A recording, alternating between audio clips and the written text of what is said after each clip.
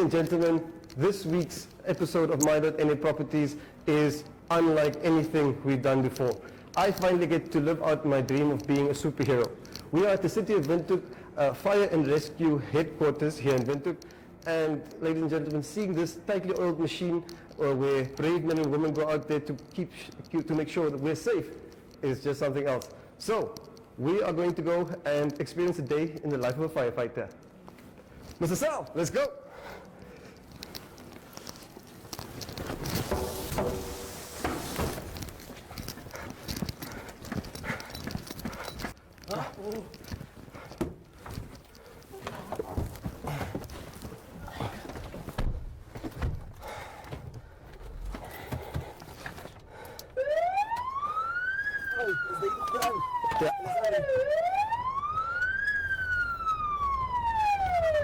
This is the coolest thing in the world.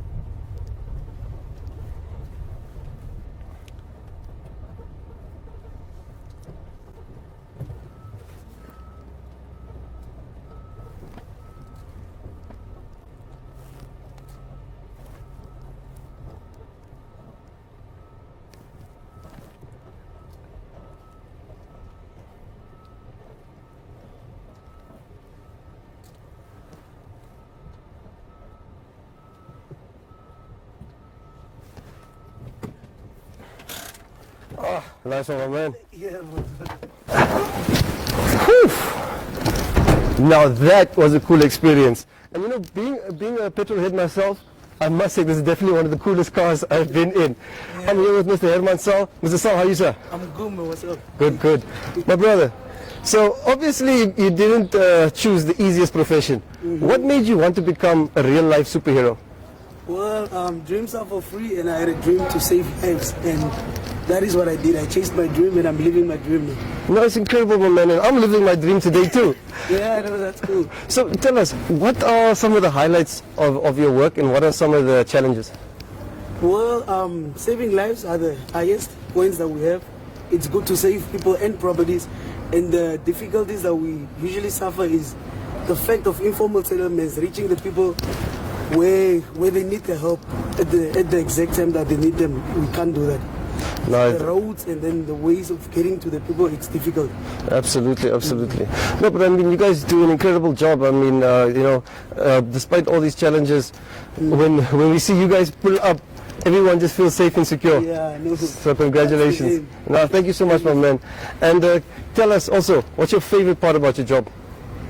The ambulance, driving ambulance. Driving the ambulance. Yes. Ah! That's good, but you are there out there where the whole action is. That is very good. Yeah. Yes, but I must say, you know, your business attire is heavy. I mean, especially now that it's so hot. Yeah, and I mean, this is 18 kilograms. Yeah, no, we are used to it. No, man. Yeah. What is one of the moments that stand out for you during your career so far? Well, on the ambulance calls most of the time, where you think, no, this person is gonna go, but then we always put in that oomph to say no and talk to God to tell them, no, please let this person save, and then we do everything to bring the person back to life. Wow. And speaking of faith, you know, what goes through your mind when you are in an emergency situation? You're carrying 18 kilograms worth of PPE, you have all your gear on, and you are fighting through a blaze or some other challenge to save life. What goes through your mind? Well, like you say, faith. We keep our faith 100%, and then if God is making a way, then then there is nothing that is impossible. 100%, my man. Do that, yeah. Okay, Alright. cool. So, ladies and gentlemen, after the break, we'll be back to chat to Julian van Rooyen about this week's edition of Mother Any Properties. And then, yeah, we'll do a little bit of a tour, check out all their cool little toys. Yeah. And, yeah, thanks again, Mr. Saul. All right.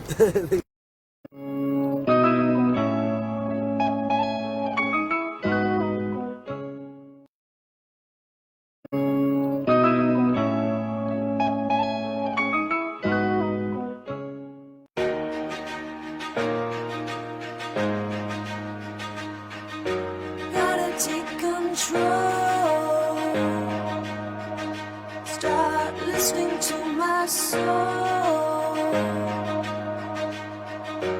Overlooking back. Where's the point in that? And it feels good, so good. Coming back again. Rising up above. Fear and this pain. Letting go like memories. Knowing they get to find me. Rising up above. Feels good. Starting to believe what will be, will be. Overlooking back. Where's the point in that? And it feels good, so good.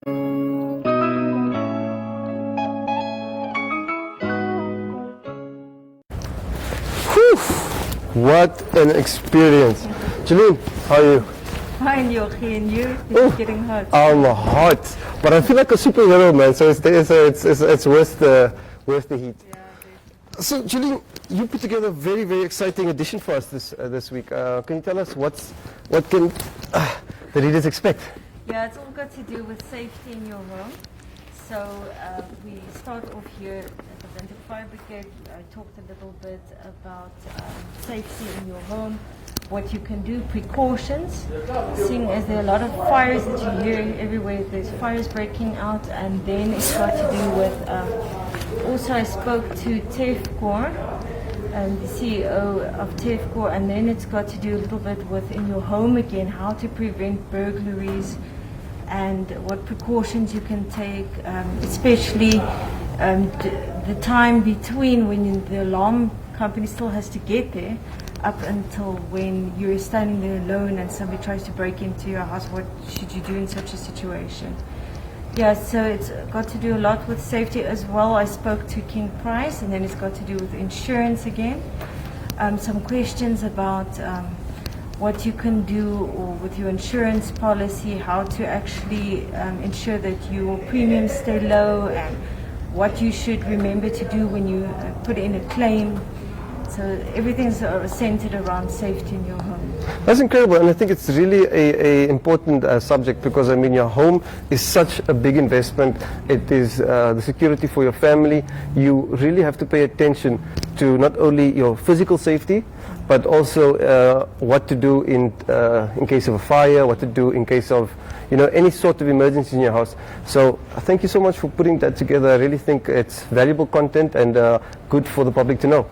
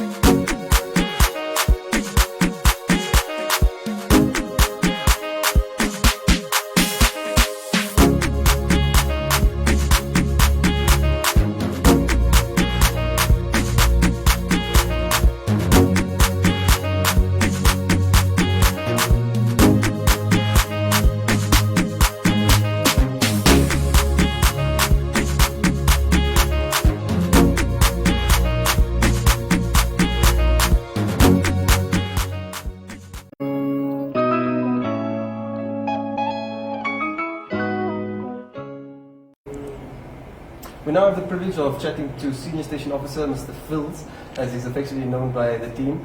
And he's going to share a bit more about fire prevention tips and what it takes to be a firefighter. Sir, how are you today? I'm very well, thank you.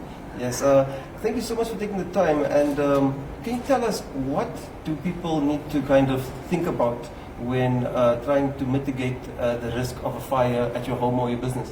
Okay, the first thing one needs to think of is the firefighters that are coming to assist you in putting out this fire. So when you think of firefighters, you will then be fire savvy, in a sense that you will be able to keep your place safe. So when we talk about keeping your place safe, you need to have routine checkups, that is on your fire equipment and your exit doors and many other aspects. So you technically just having a small risk assessment of your building. So when you look at your building, you look at what fire hazards are there, how do you mitigate them, what or how likely is a fire to occur. So here you're looking at the different causes of fire in a workplace. So while at home, you look at children.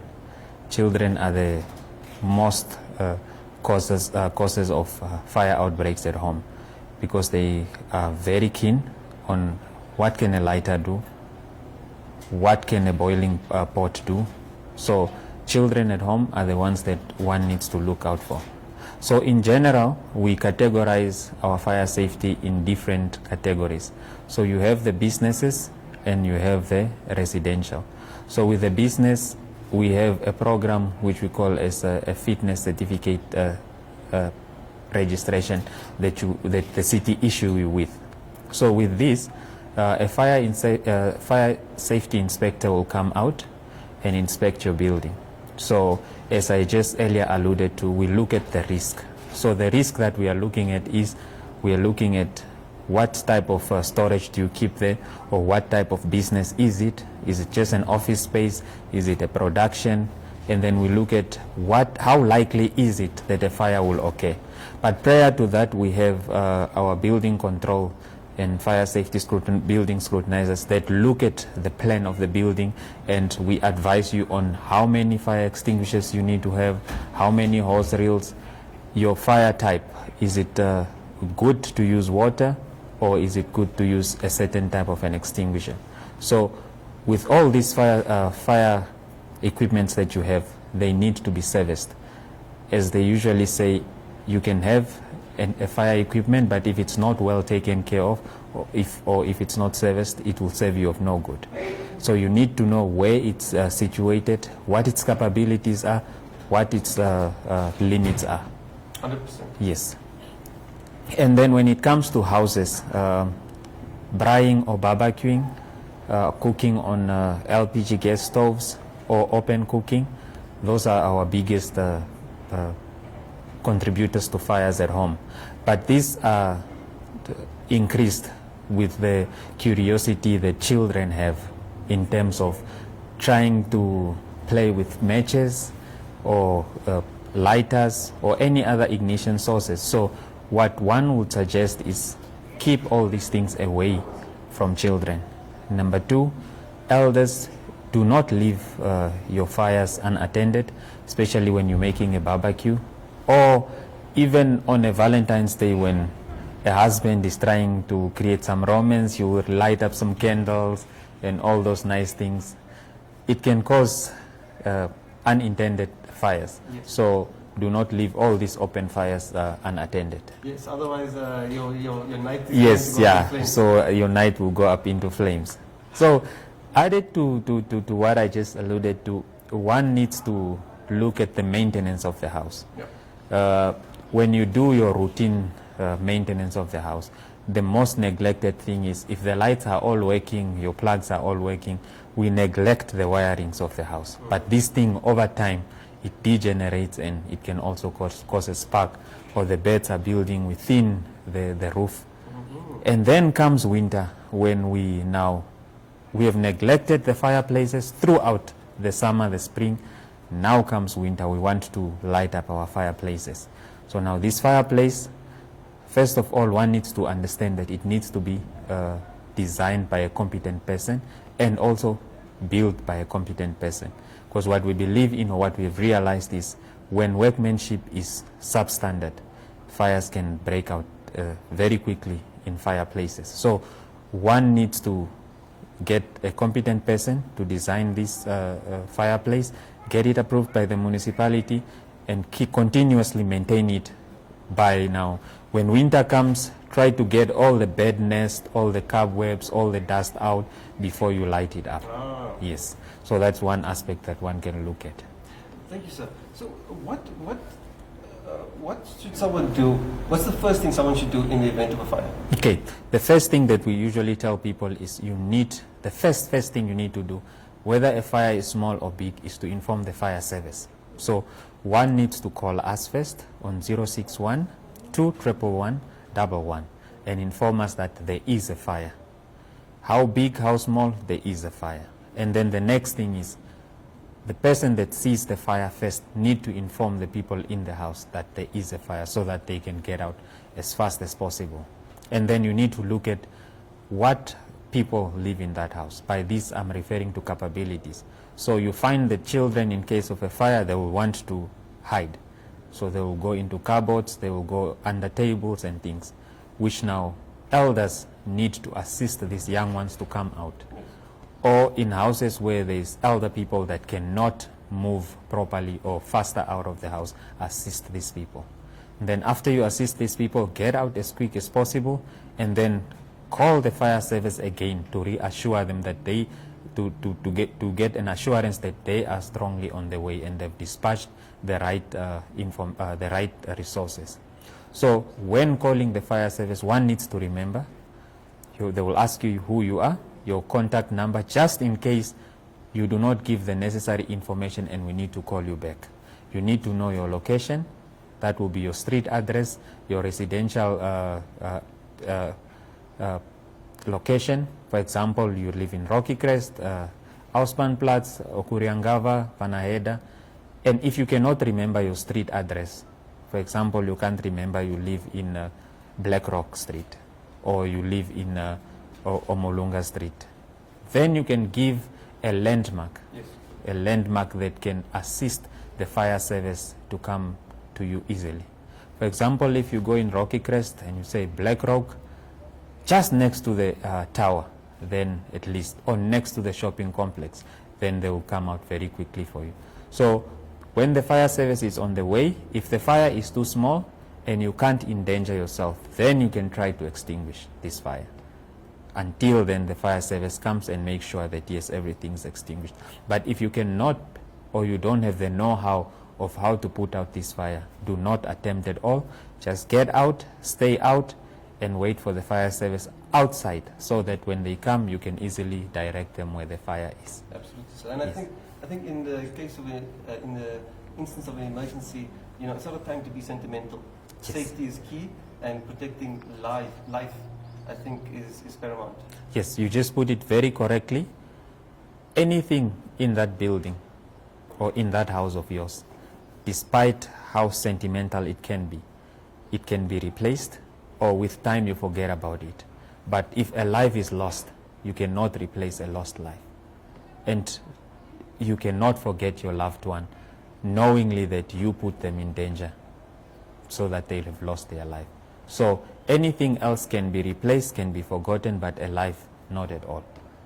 Definitely. Yeah. Now, sir, can you tell us a bit about what are some of the driving factors for people in your profession?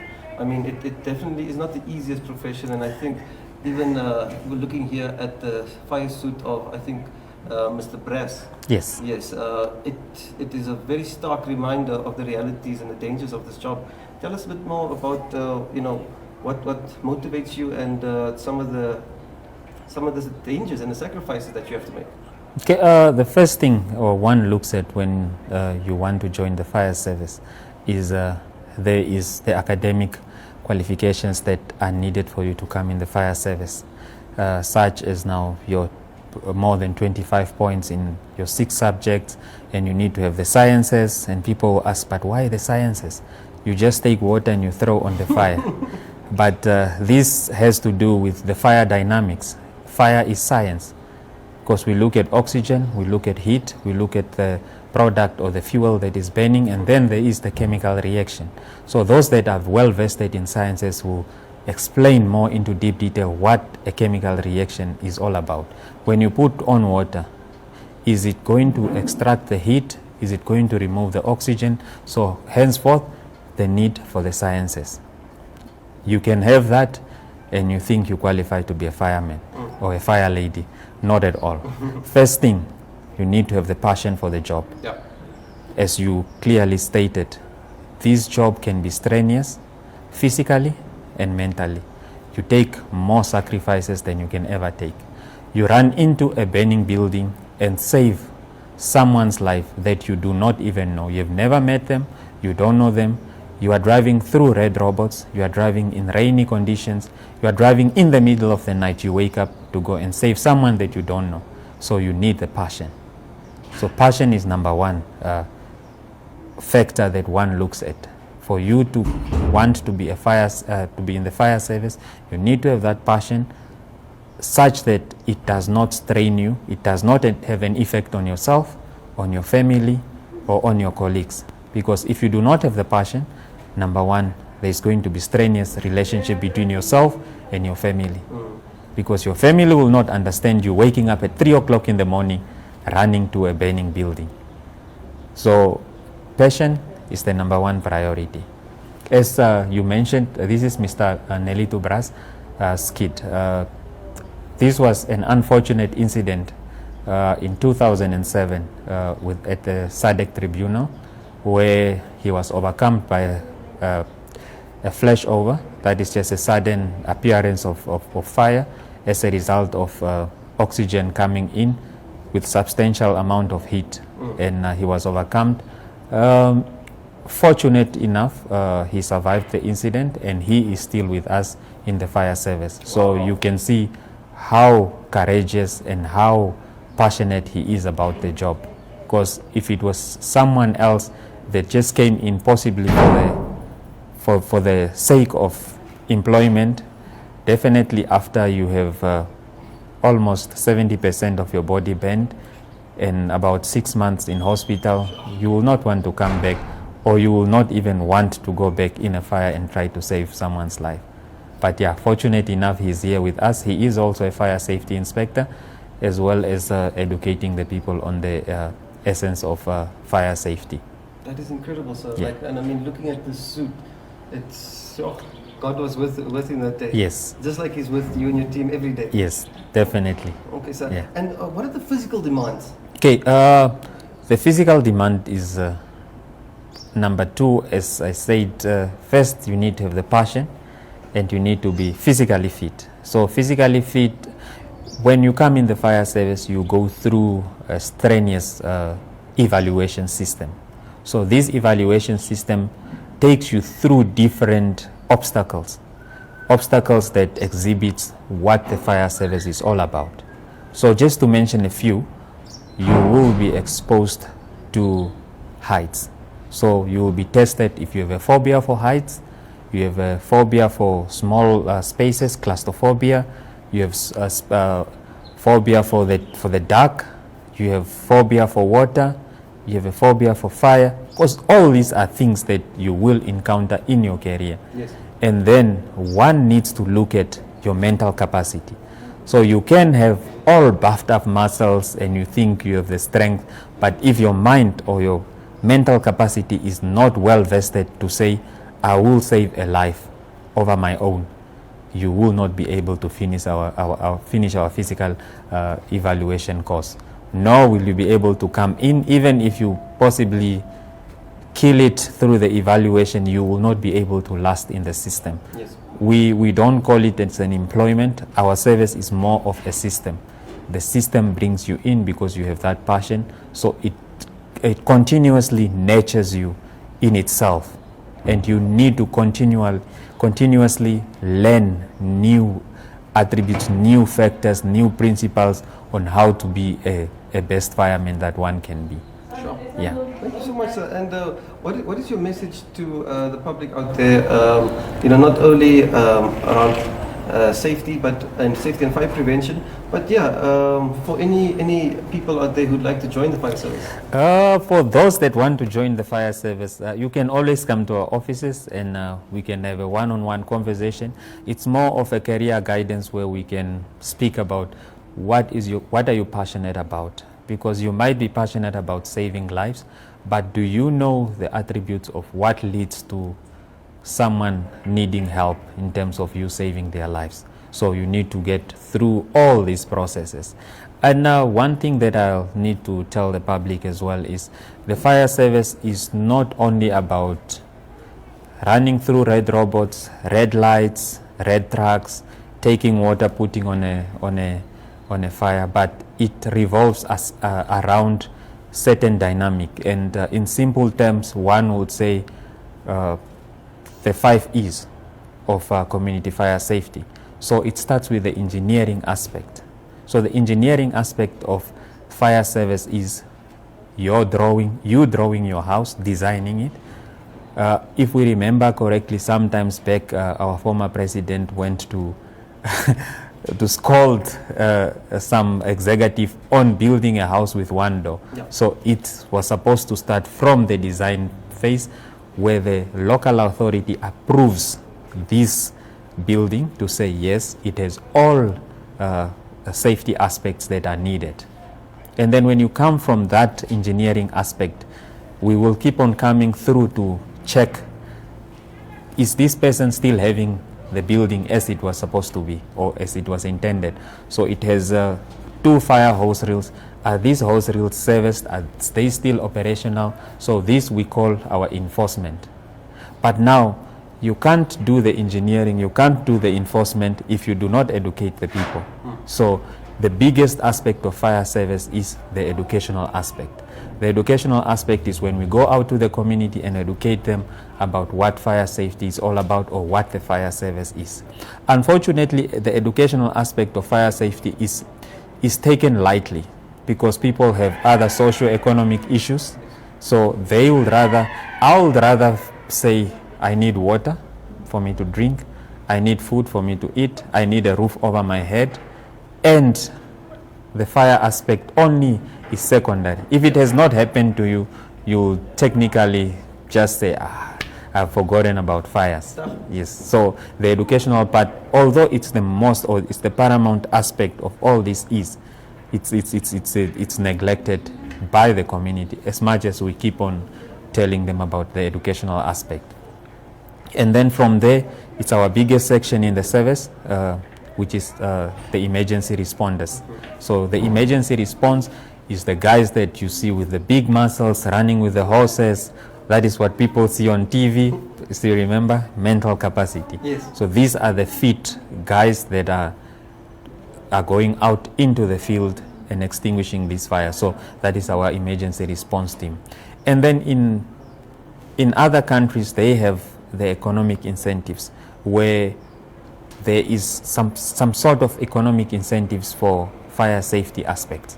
So with us, we are still a developing country. So with our economic incentive, we have just put it in a way to say, if someone that cannot afford to recover from a fire, what can the city do for them? So the city has certain programs with our disaster risk officers. We have a certain program and a certain criteria on how to select certain fire-affected families, on how do we get them back into the system, giving them possibly a tent to sleep in until they come back on their feet, possibly giving them a blankets, mattresses. And with the school kids, we usually give them our promotional items, pencils, pens, with fire safety messages. So basically that's what one would look at, and that is my message for the people out there. Thank you so much, Mr. Sikonga. I really Yes. appreciate you taking the time. And but lastly, if you could make an appeal to the public, how can the public make your job easier? The public can make our job easier by, number one, adhering to the regulations that are set, which we said now. Please, if your house was approved with 2 bedrooms, 2 doors, do not make the sleeping room, the sitting room a sleeping room, and then you only have 1 door. So it's to adhere to the regulations that are there. Number 2, it's to call us as early as possible. We have... So don't take your garden hose and try and sort it out No, yourself. yes.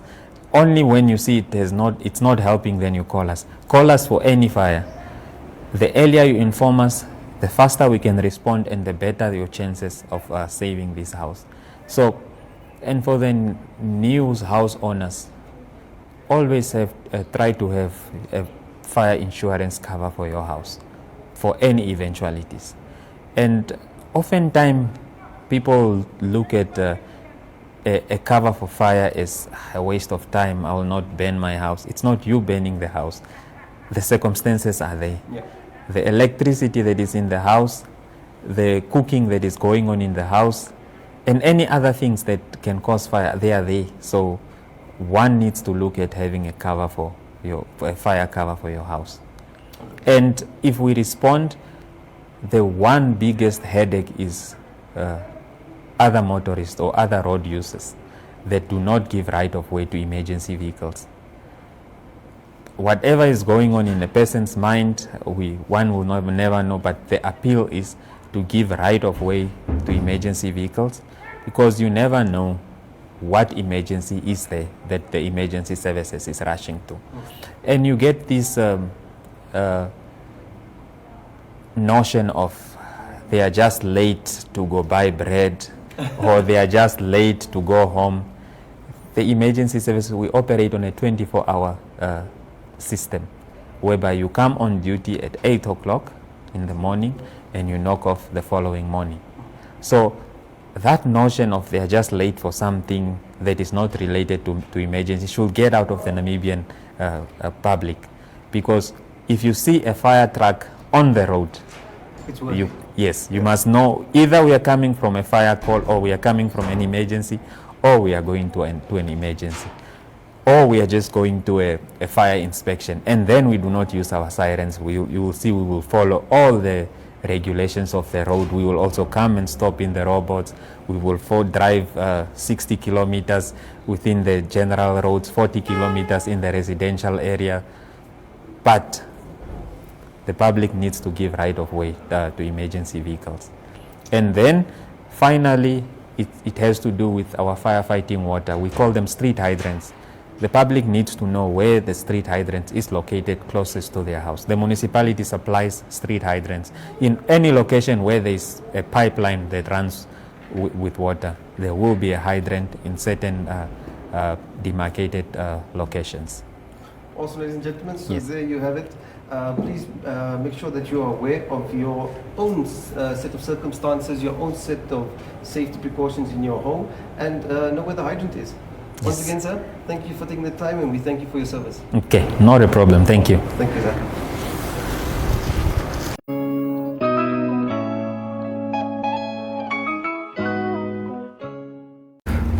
Ladies and gentlemen, that has been our show for this week. Thank you so much for tuning in, and yeah, I have a newfound respect for these real life superheroes, and we just like to salute them and all the other emergency services who are out there protecting lives and property. My name is Johan Kutsia, and this has been My Any Properties.